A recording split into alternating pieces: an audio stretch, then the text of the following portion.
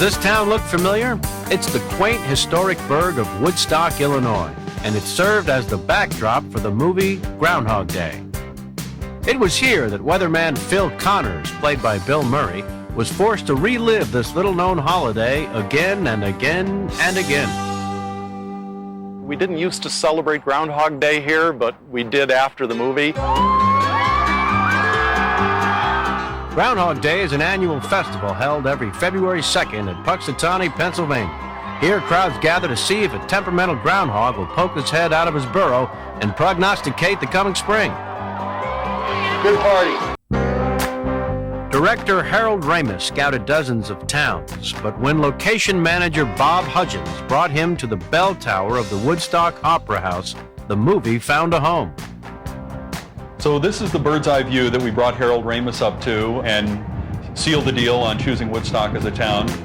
The bell tower is also where Bill Murray's character made one of many suicide attempts, only to wake up and find himself reliving Groundhog Day yet again.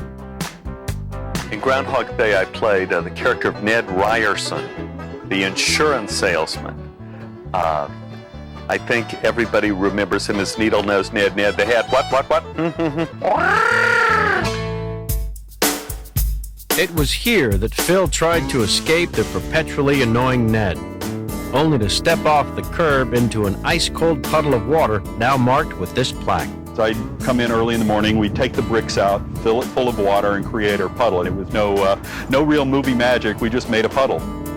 Proving that life imitates art, the puddle scene had to be shot over and over, much to Bill Murray's dismay. He had to wrap his foot in saran wrap, first of all. Then put one of those scuba divers' little sleeves over his foot and ankle to keep it from getting frostbite and falling off. Then he had to wrap it, then put a sock and shoe on it.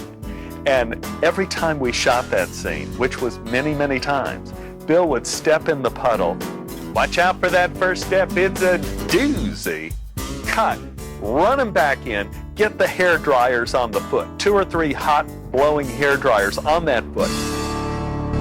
During production of the film, the cast and crew formed a special bond with the Woodstock townspeople. Bill Murray worked the town square, and he would do huge autograph days where he'd just sign autographs all day long.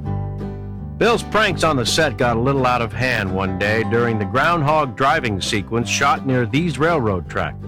You break our rehearsal, and Bill's getting out. Well, the school bus comes through, and Bill's out there waving to the kids, and Bill takes the stuffed groundhog and starts slamming it on the hood of the pickup truck. And it's just, the kids are screaming, they think they can't tell that it's not a real groundhog, and Bill gets back in the truck to actually shoot the scene. Bill Hoffman sets the groundhog in on Bill's lap. The groundhog immediately turns and bites Bill's hand and nailed him good. Groundhog Day was one of those unique films that started off being kind of a B movie when we started shooting it. And as we worked on it, it became what I think will be thought of as a classic. And the reason for that was the content. And I think that is the idea that has inspired people, is they come away from Groundhog Day thinking like, let's not waste today. And that's, I think, what's going to make it a classic.